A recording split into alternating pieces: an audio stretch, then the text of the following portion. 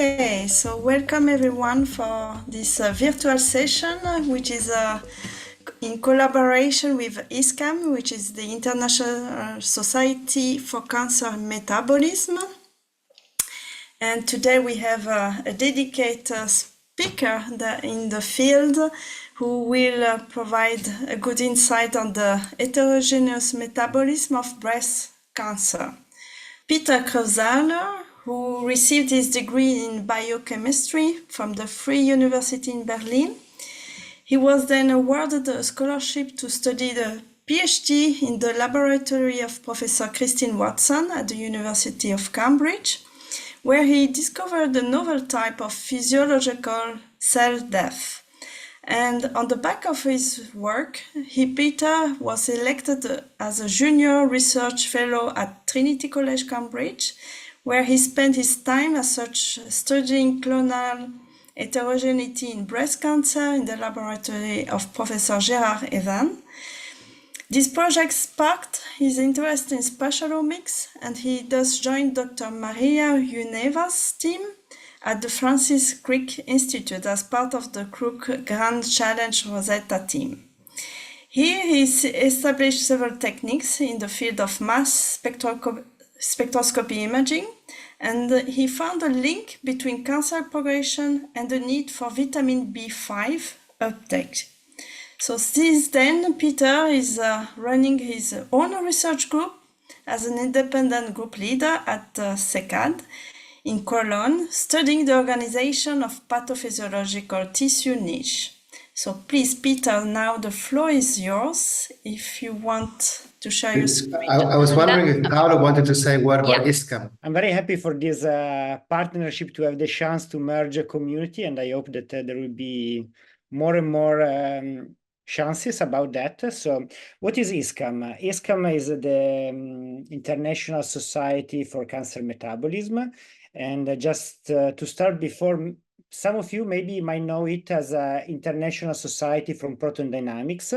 This was founded almost 15 years ago, and first Congress was in Rome. This was focused on acidosis. Many congress went after that.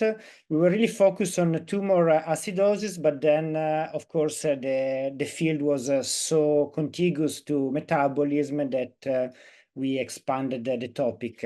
And right now, so far, we had a pretty good history. We made up to 10 congresses in the last 10 years, all around Europe. And what are we doing as a society? So we are really interested, besides cancer metabolism, also to empower young researchers. So we do this meeting, this annual meeting, and we pay attention to create many chances for young PhD and postdoc or junior researcher to present their work. And along with that, we have some travel award and exchange fellowship that we like to advertise to give to have the more people possible to apply to them. And we are also doing some webinar, and one of these it's also the one done together today. So but there are also a few registered on the website, and I will show now briefly the website, but on that we have several online resources, and we have also a newsletter for members. So I really invite all of you to apply to become a member. And speaking of empowerment, this is fully maintained by young former winner of our travel and Congress prize. So if you will go to the ISCaM website, that is here on iscam.net, you can see both the call for exchange grant, that is short pocket money for favoring exchange of students between two lab members. And every year, now this call is just closed because the Congress is very soon. There is also the travel award for helping, supporting the travel for the ISCaM annual conference. And about that, let me advertise that the next ISCaM conference will be held in Brussels at the beginning of July. It's still available for registration, and there should be still time for a late abstract submission. We have up to 20 invited speakers. I'm just showing the first line for sake of time and because I'm lazy to make copy and paste. But as you can see, there are many interesting scientists such as Matthew van der Eyden, which is our keynote for this year. And this congress will be organized especially by Cyril Corbet, that is the board member of the society. And so now I think I did everything I should do, and I can let the floor to Peter. So thank you. Right, so thank you so much. A couple of disclaimers up front. As you might have noticed from my CV, I am a biologist at heart. And actually, I'm almost a little bit surprised to be here because at any ISCaM meeting, I always still feel a bit like an intruder because my background didn't used to be metabolism. And now I feel like a double intruder because I've never really seen myself as too much of an imaging person. But I've gotten into it, I guess, because I felt that a couple of biological questions that we needed to answer could only be really answered via these kind of tools. And that brings me back to really a biological problem that I encountered, which is that slides are not progressing. Now they are. Which is this one. So take you back to sometime in the sort of 2011, 2012s, when I was at the time based in Cambridge, and a lot of data was coming out. We started sequencing at ever more depth. And what we could see is that tumors are heterogeneous, they're different between each other, but also they're different in the same tumor. There's heterogeneity, and that didn't come as too much of a surprise. We all know that there's a sort of Darwinian evolution within any tumor. However, what caught my eyes is that sort of tucked away in some of those papers, many of which coming out of Cambridge, Carlos Caldas' group and others, they also had some data about metastases. And what really struck me is that inevitably, metastases seem to mirror the heterogeneity that we see in the primary tumor. Normally a sort of simplified version, which is what I try to depict here. But by and large, we usually see them made up from a variety of clones which we can find in the primary tumor. And I remember picking up the phone and actually calling Carlos Caldas in sort of juvenile exuberance and quizzing him about it. And he surprisingly picked up the phone and he said, well, yes, this is what we see, so we don't really know. And this is when I started thinking about polyclonality and how it might or might not be advantageous for a tumor. And at the same time, there were a couple of clinical papers coming out. And I was, as was mentioned earlier, in Jared Evans' lab in Cambridge. He's also known as Mr. Myc. Great track records on analyzing the biology of Myc on tumor progression and tumor maintenance. And so there were these mainly clinical papers that were coming out that were showing that over time, tumors actually accumulate higher copy numbers of Myc, but that these clones hardly ever take over the tumor.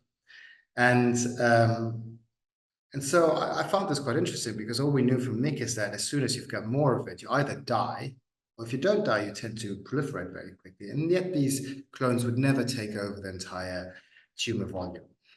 And so I decided to model it. We had some great tools in the lab.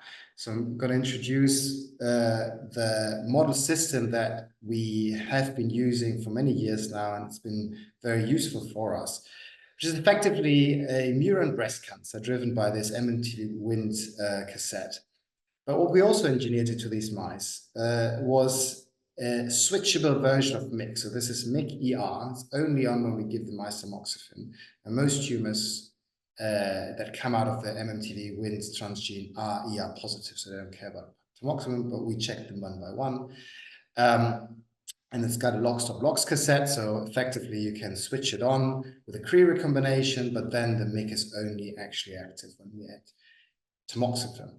And then we add an MTMG cassette, which means that the cells are red when they're not recombined and turn green when they're recombined. There's another EGFP here, which happened to just be in this original construct, but effectively we've got a double GFP, which doesn't really harm.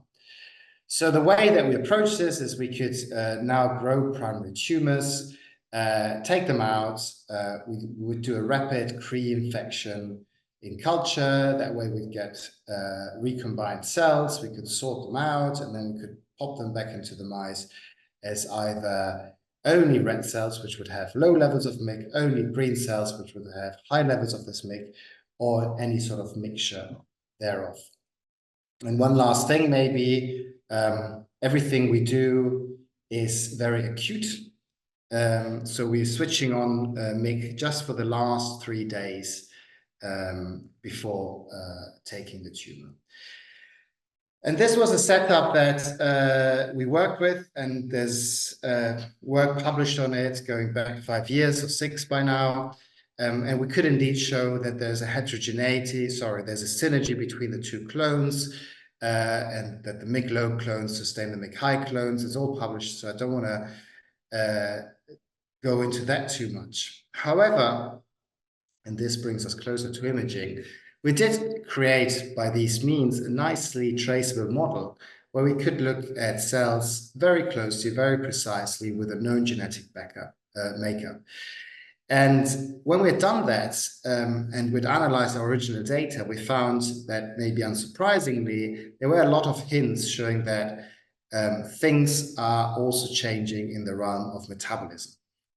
And this was maybe not surprising. This is an adapted figure from, I think, a thesis that we had in the lab, where it kind of stipulates what Myc does. And you can see that, it's got a paracrine arm where it helps angiogenesis and cell migration. It's got a tumor suppressive arm where it can actually kill cells, but it also has a biosynthetic arm. And you can see here it says biosynthesis and Warburg metabolism. So we knew that the Myc has quite a strong effect on metabolism. And please keep this part here, the Warburg metabolism, in mind, because we're going to talk about that in a minute. And so we decided that actually it was worth looking into this more closely, because we had a nice biological traceable biological tool. It was switchable. We could look at things very acutely, and we could unravel some of the biology leveraging these tools. Because the problem that we're facing right now is that I would say probably still north of 90 or even 95% of all metabolomic analyses done around the world are done somewhat in this way here. We take a macroscopic piece of a tumor or a tissue more generally, extract all the metabolites and put it, metaphorically speaking, through the meat grinder. We extract all metabolites of over 1 billion cells, and then we say, well, clearly this piece of tissue is in a Warburg state, or whatever other state that we can come up with, fatty acid oxidation, whatever. Now, we all know that tumors are heterogeneous. We've got more vascularized areas. We've got areas of necrosis.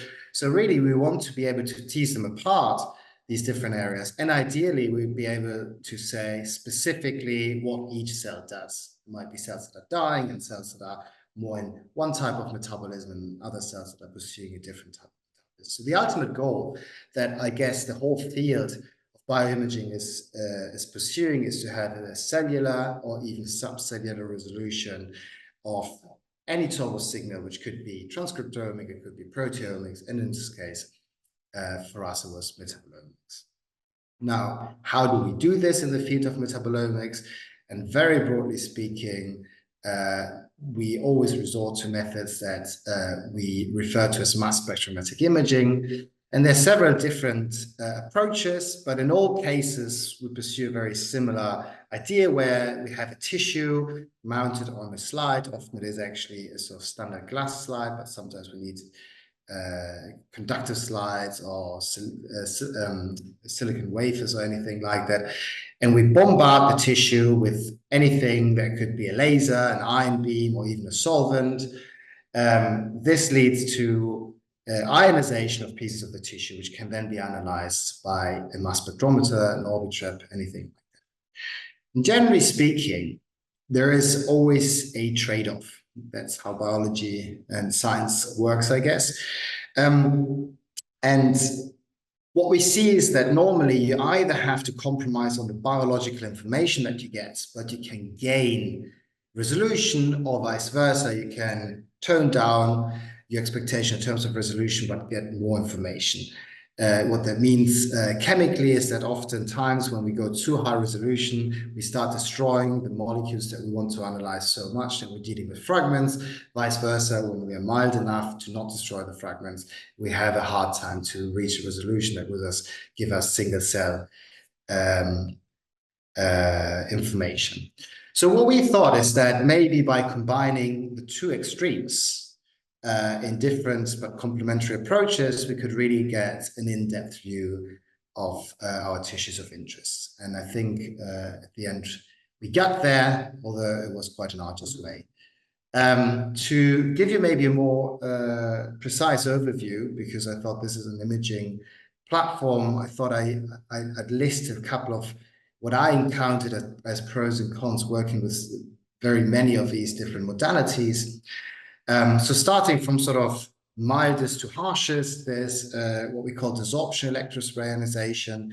Here we use a very, very fine spray of a solvent that goes through an electrically charged nozzle, and that way can transfer charge onto the tissue. And it's very mild. The tissue very much comes out the way it went in. And that means that it's very amenable for correlative approaches. The tissue afterwards can be used for spatial transcriptomics, spatial proteomics, pretty much whatever, immunofluorescence. You'll see a lot of examples of that, and pretty much all you want to do. The other probably more known modalities, matrix-assisted laser desorption ionizations, very established. It's got by now a resolution that routinely can go to 10 microns or even 5 microns. So we're edging or scratching on that sort of single cell resolution that I was talking about. The problem is in the name, you need a matrix to then absorb the laser that you shoot at it, and that matrix often does chemically affect the tissue. So not all downstream modalities work, not all antibodies tend to work. So you need to tinker a little bit more to actually be able to work correlatively. That leads us to the more higher resolution methods. We've got SIMS, secondary ion mass spectrometry. By nature, because we can focus ion beams very, very precisely, it's got a high resolution. It's generally good for correlative work because we're only bombarding with ions. So the ions really, well, you can burn through the tissue, but if you tune your machine correctly, then you retain your tissue very much intact. But the problem is that ion beams tend to be very destructive. And so you end up with a lot of chemical fragmentation. You can't annotate many of your hits. And last but not least, this is another one that you're going to see actually some pictures of, is NanoSIMS. It's got a very high spatial resolution, but this is the extreme. We are absolutely atomizing our tissue. So we're not seeing any chemical compounds, but we are looking at atoms. So we're actually working with tracer compounds, normally heavy isotope labeled compounds or other compounds that we normally wouldn't find in a biological tissue to use those as tracers. So this gives you a little bit of an overview, and anyone that wants to know more about any of these methods, I can try to share all the knowledge I personally have. But I know and I'm aware that for each and every one of these methods, there's probably someone in this room that knows more about it than myself. Let's get into science though. So I talked about our system, and yeah, all you need to remember is, you know, the green guys are the ones with a high Myc, and the red guys are the ones with a low Myc, the sort of more indolent ones. And so we started off by thinking, okay, let's have a look at whether we can even tell these two different clones apart. And so we just put them on our DESI, desorption electrospray ionization machine, and imaged. And what you see here is just sort of two phospholipids that are pulled out because of the distribution that they show. For example, this guy here is quite prevalent in the McLow cells. This guy here, no idea what it does. It's literally just to show you the images that we get out of these machines. Is very prevalent in the Myc clones, but you can see that already here in these mixed clones, the patterns look quite different to each other. Down here, this fluorescence that you see is actually the fluorescence from the tissue after imaging, and this is why I said that DESI is very amenable for correlative imaging. If you were doing this with MALDI, it's much harder to retain the fluorescence. While DESI doesn't normally affect it, so we could still leverage on the fact that we had marked and traceable clones.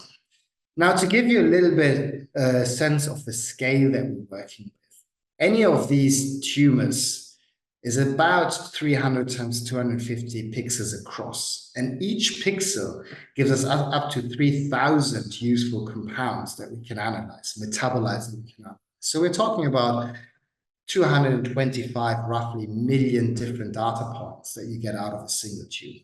So you can quickly understand that this is nothing a human can really deal with. Even computers sometimes struggle with it. And we needed to simplify our data. So obviously you can do dimensional reduction, clustering, and the way that we approached, there was a long debate at the time whether we should use AI or not.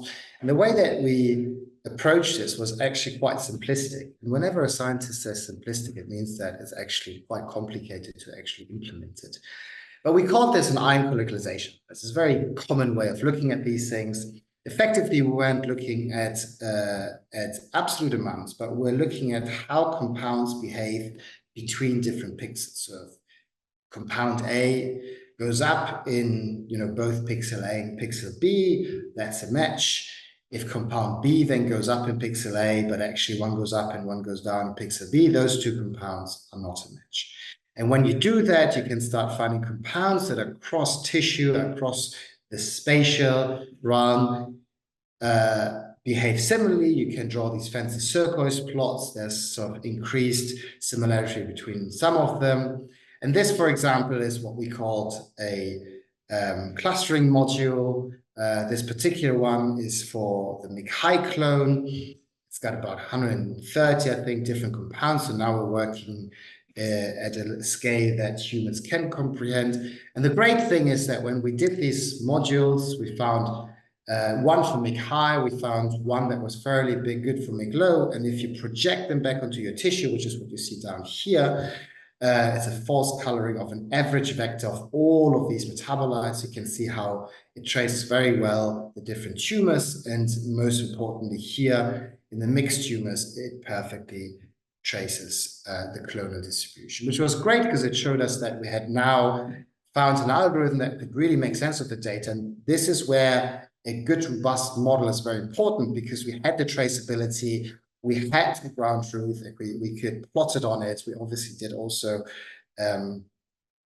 cross-validation with liquids, LCMS, and we could confirm many of the compounds. So with that, we had a good idea that we're working actually with a method and with the segmentation method. Now, I told you I'm a biologist at heart, so this wasn't really the type of data that I was looking for. We like a hit, we like to sort of pull out something that we can really work with. And after doing quite a lot of data crunching, the one compound that really stood out was this guy here. It's called pantothenic acid, also known as vitamin B5. And you can see how it's got a phenomenally good correlation with the Myc clones, while it's almost absent in the Myc-low clones. To preempt a question that often comes, and that did send me down a bit of a crisis, is we tried really hard to find any module that was only existent in the mixed tumor, not in any of the other two, and we simply couldn't. And I was very frustrated by it, because I thought this is exactly what I'm looking for, things that only show up when you mix the clones.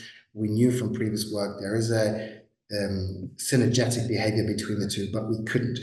But on hindsight, it's actually quite interesting because it tells us that a lot of the metabolic changes at first hand are actually cell intrinsic, and we have some data to show how those actually work. Anyhow, we had found pantothenic acid. We were lucky enough, these are our mouse tumors, we were lucky enough to have some human tumors that we could fall back onto. These are core biopsies from human breast cancers.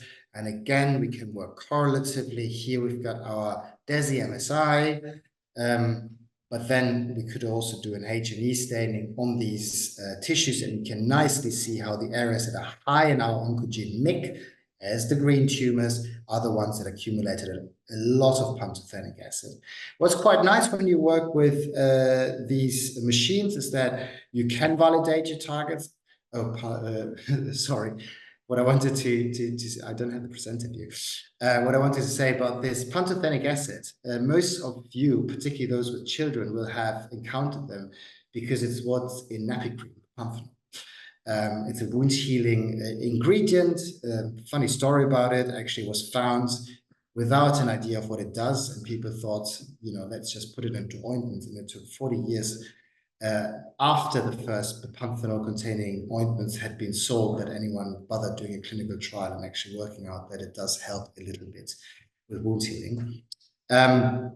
But what is nice about these methods is that you can actually validate your tissues by doing MSMS. You can further fragment your hits, and what you can see here is the same tumor that we just saw. This is the native compound, and then we've got two fragments, which we found also by dotting a liquid standard on the slide, and we can find the same fragments in our tissue. So that really shows that we're looking at the right thing, that we're not looking at a random fragment or something else, which was great to know because we invested quite a lot of efforts into working in this compound afterwards.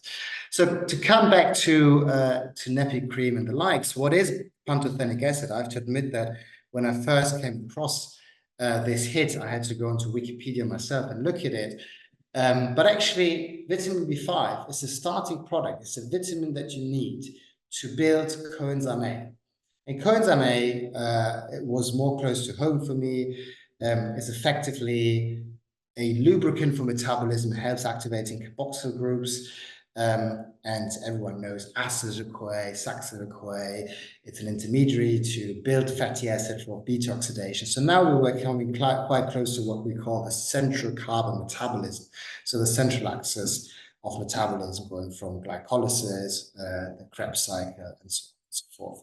So we thought that was quite interesting. Did we actually see an increase in coenzyme A? Yes, we did, particularly in the Myc-high. Eagle-eyed listeners will see that the Myc-mix doesn't have it, but we later worked out that most of it is actually tied up in these tumors in other compounds such as acetyl-CoA and saxaryl-CoA and more. This was interesting, but as I said, the resolution we're working with at this stage was about 30 micrometers. So we weren't quite sure if our hit was absolutely specific to the Myc-high cells, or if we're seeing what we call a field effect. That maybe one cell incites a metabolism on the surrounding cells that leads it to maybe more uptake of pantothenic acid. So I told you we liked to combine methods, and we now went to the complete opposite. The nanosims, which I told you works with tracers. What was our tracer? Well, our tracer was 15N pantothenic acid, so we had a stable isotope labeled version of vitamin B5.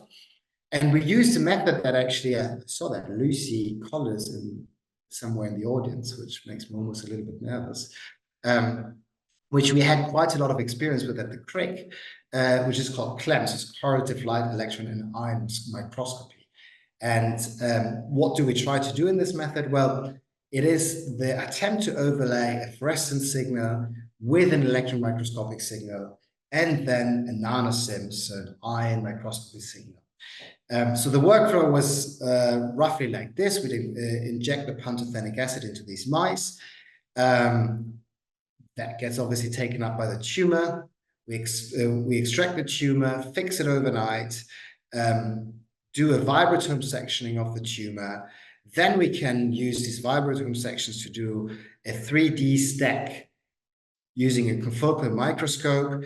That very slice gets then prepped for electron microscopy. We do block phase sectioning and imaging in SEM. And whilst we do that, we have our fluorescent picture on the side and try to find the very same spot that we've imaged via confocal microscopy. Once we have it, we cut it further. We do SEM imaging at very high resolution.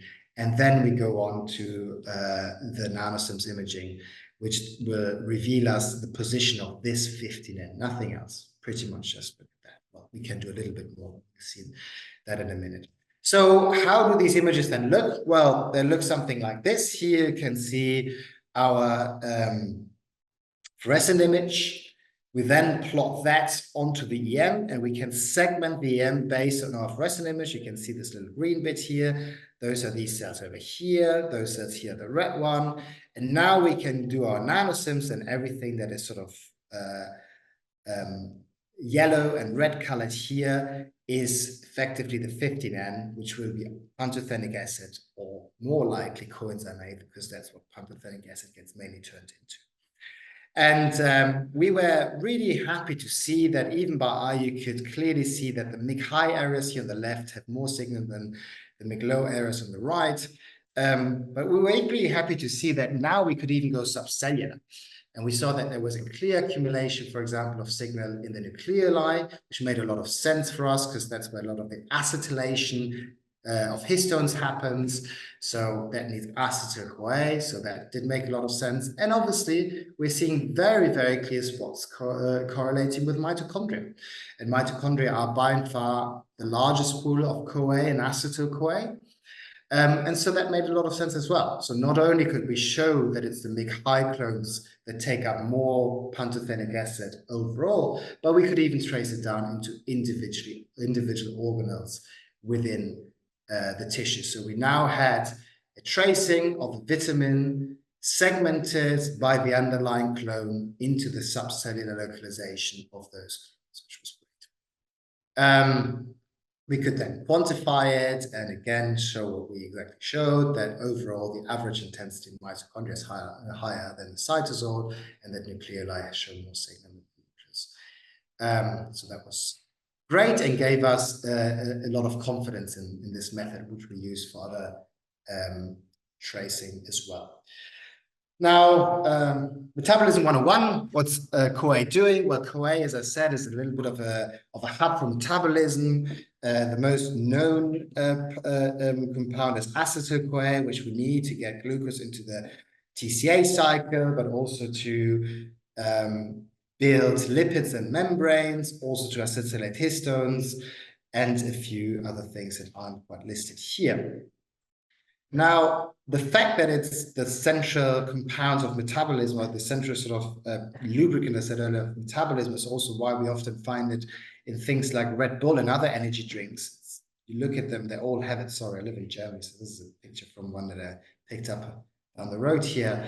They always put it in. The idea, obviously, being you got more pantothenic acid, you make more CoA. And I don't think I can start this video now. I'm sorry, because I'm in the wrong thing, but there you go. You think you can fly, but you can't. And that's the idea behind that. But obviously, is that actually true? Is it true for our cells? Can they fly? Do they become metabolically more active? And the way that we decided to approach this was by doing tracing. So now we went back to our low resolution modality. We said, can we actually trace compounds into these clones and see if they are more active or not? And now it's exactly the same setup as earlier, but on top of it, we'd infuse these mice either with uniformly 13C labeled glucose or uniformly labeled 13C glutamine, which is another nutrient that is very frequently used by tumors, particularly those that have a lot of Myc.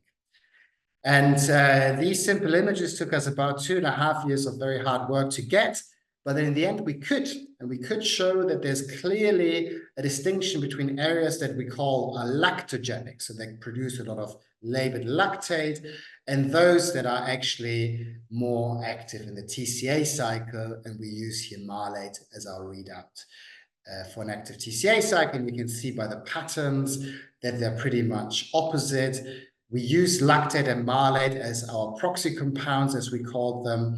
Here, briefly, I plotted the two different ways in which glucose can be metabolized in this case. And you can see that actually there's a mutual exclusivity between areas that are high in one or the other, and that actually the high malate areas correlate with areas that have a lot of Myc, and hence also with areas that have. That it caused us a lot of trouble, because you remember I was saying earlier about the Warburg effect, and you can find about 4 decades of literature saying that Myc put cells into a Warburg-like state, but that's absolutely not what we saw. We saw that it was the areas with low levels of Myc that mainly showed a lactogenic metabolism, and the areas with high levels of Myc mainly showed a very active TCA cycle. And there's more and more reports now that would confirm that, but it caused us quite some trouble at the time. We did the same very briefly with glutamine, and the results were very similar. Glutamine is taken up and is turned, can be turned into malate when entering the TCA cycle. It can then also be spat out the other side and turned into lactate rather than cycling. And again, we saw a good correlation between the Myc high areas, pantothenic acid, and areas with more active TCA cycle. We did quantify this pixel by pixel. I didn't put the graphs on, but it confirmed very clearly that there is that sort of three-way correlation between them. Now, we flip-flopping back, low resolution, high resolution. Can we also prove a sort of higher nutrient uptake with high resolution? And there we went a little bit haywire. We decided to put all sorts of things into these mice and make the most out of the information that we can extract from it. So now we infused with 13C-labeled glucose on the one hand, but also with 15N amido-labeled glutamine. The amido nitrogen is the one that we use to make nucleotides. So often very eagerly used in cells that go through the cell cycle. To test for even that cell cycle, we put in BIDU. Brome is not usually found in our body, so we can image for that. And then we decided to be a little bit out there and see if we can even look at some immune cells by injecting these mice with a fluorescently marked antibody, again in this case, against in this case macrophages. Very similar to early, we can segment by our clones. We can project those segmentations onto the SEM image. Here we can see marked in pink cells that are currently in cycle via BIDU, and then we can see our glutamine and our glucose uptake of those cells.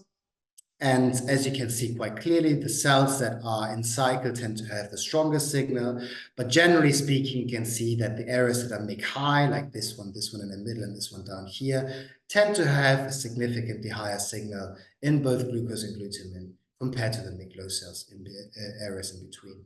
We can obviously go and segment cell by cell, which we did with a lot of manual work, and worked out that indeed there's higher amounts of glutamine and glucose uptake in those cells. I told you about the macrophages. This was really just us having a bit of fun. We found some macrophages. You could then find them on the EM picture, and you can image the metabolism of those macrophages surrounded by tumor cells. And you can see that this particular macrophage definitely seems to sort of lose out and have much more indolent metabolism or less biosynthetic metabolism compared to the surrounding tumor tissue. Again, we can quantify everything, and here we even segmented between cells that are cycling and are not cycling. And that was quite interesting because, for example, while we saw always a difference in terms of uptake for glucose and glutamine in the non-cycling cells, when these cells were cycling, for the glucose uptake, there was no difference between Myc high and low cells anymore, whilst there remained, albeit a less pronounced difference for the Myc high cells. So that shows that an event like a cell cycle in the Myc low cells does lead to a metabolism that is much more akin to the one that we see in the cells where we engineer it into a very high level. And this is a slide that we produced more recently, where we wanted to expand on our methods. So now we infused again with glucose and glutamine, but we wanted to see if we can see other immune cells as well. So we've got a B cell antibody and a T cell antibody in here. marked with these fluorophores. Again, we can do the fluorescence. We can find the cells. We false colored them into red and blue here. And then we can zoom into those cells. Maybe it's easier to see on these panels here, and really analyze the uptake of glucose and glutamine with a 50 and glucose with a 13C in its native context within the tumor tissue. And this is, for anyone interested, there's going to be a protocols paper coming out very soon, giving a lot of detail about this method, which we think is very powerful. And in the future, we would like to see an active immune system, maybe in the context of immunotherapy, competing and working within the tissue microenvironment.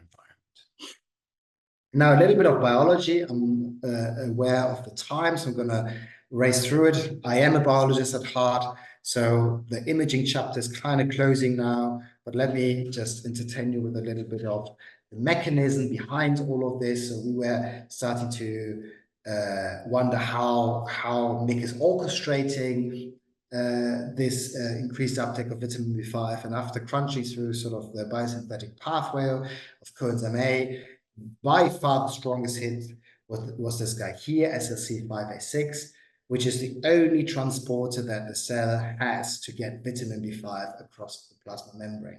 Interestingly, it's a so-called multivitamin transport. It also transports biotin and lipoic acid. And it really correlates very strongly with Myc in this data set from the Metabolic study. It's a large breast cancer clinical study coming out of Cambridge, where when we rank all the patients for signature of Myc expression, SLC has a very strong positive correlation. We tested this in our tumors, and indeed, when we've got more Myc, we've got more SLC5A6, more of the transporter, and we could also show that there is a direct binding of Myc to the promoter of this particular transporter. So we're very sure that it's Myc directly binding to the promoter that leads to an upregulation and then an increased uptake of vitamin B5. Is the transporter actually the bottleneck? The answer is yes. We engineered it into these breast cancer cells that have relatively low levels of Myc. We engineered the transporter into them, gave them labeled pantothenic acid in culture, and it took up a lot more. We then put these cells also into mice. These tumors with the increased levels of the transporter, increased vitamin B5 uptake, did grow faster at first. They kind of lost a little bit of their growth later on. We think they grew too fast for their own good. They were very necrotic at the end of it. And it was very nice to see that when we gave these mice a shot of labeled pantothenic acid just before culling them, these tumor cells with the transporter of expression would take up more pantothenic acid compared to controls. And they also had more higher baseline acid. So yes, it's a bottleneck, and tumors that have more of the transporter take up more of the vitamin and do have a growth advantage. So this is a little model. We think that Myc can upregulate the transporter. Pantothenic acid is taken up, turned into CoA, and it speeds up the TCA cycle, which helps the cell to maintain a biosynthetic metabolism. Now, 5 minutes at the end, can we actually use this therapeutically? So obviously, if you work on cancer, that's kind of the next follow-up question that we always have. Problem with this is kind of in the name. And I don't know if there's anyone Greek in the audience, so bear with me, but pan, I think, means everywhere in Greek, and tothenic in the world. And that's a problem. Pantothenic acid is really found in almost every foodstuff. So it's very rare that people have low levels of pantothenic acid. However, there are examples. This one here was reported. It's called the burning feet syndrome. And it was reported during the Great Famine in India, 1942. Inmates mainly fed with white rice that hardly has any vitamins at all. It's a big problem actually in Southeast Asia to this day. That's where the golden rice was invented in the first place. Worked out that actually substituting them with Vegemite, which is a Marmite substitute, as they say in their own paper, would alleviate their problems. And then they worked out Marmite is a sort of yeast extract that British people like to put in their toast. It's a little bit hideous, but there you go. And they worked out that actually it was the vitamin B5 within the Marmite that would then alleviate their symptoms. Inmates are a great model by the looks of it. About 10 years later, some group in the States put some inmates on a pantothenic acid deprived diet. They all survived. Apparently, their ability to play ping pong deteriorated a lot, which is unfortunate, but it's not too much of a problem for our mice. So we decided to take a punt and put our mice on a pantothenic acid deprived diet. And we're very happy to see that pantothenic acid-free mice would have a reduced tumor growth. And this is a very tiny graph, but I think it's very powerful. So effectively what we see is the control diet in red and the PA3 diet in blue. And you can see that normally the Myc-high clones have a growth advantage over the Myc-low clones, go from red to red. But when you put them on a pantothenic acid-free diet, all of their growth advantages go absolutely baseline. So Myc, you need to know, upregulates something between 15 and 20,000 genes in our body. Absolutely pervasive transcription factor. And all of the growth advantages derived from that is lost by taking away one single vitamin.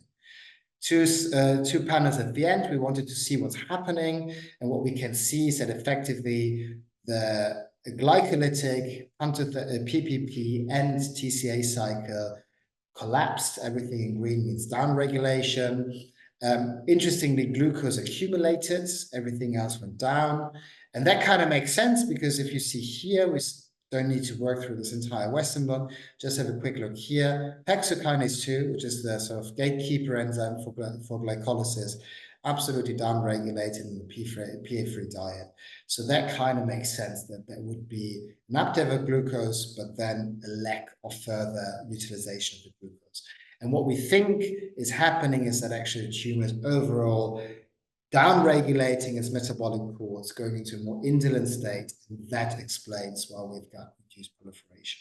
So to summarize, we think that Myc upregulates the uptake of pantothenic acid, CoA biosynthesis upregulated, and the TCA cycle is sped up, or the central carbon metabolism more generally. But by depriving these tumors of pantothenic acid, we're pushing them back into a more indolent state. So we're not ablating tumor growth, but we are reducing. And with that, I would like to thank you for your attention and thank everyone that has contributed to this. Massive thanks to the Rosetta Consortium and Cancer Research UK for making all of this possible. Marie Neva, whose lab all of these data was done in, has been absolutely instrumental. I couldn't have done it without the help of the various STPs at the CRIC. Lucy Collins and Catherine McLachlan have been amazing in conceptualizing our correlative nanosynth approach, and thanks to everyone else. And this is my small budding lab in Cologne here during Carnival, which is very big over here in Cologne. And anyone that wants to visit, just drop me a line, and I'm sure we can find something fun to do over here.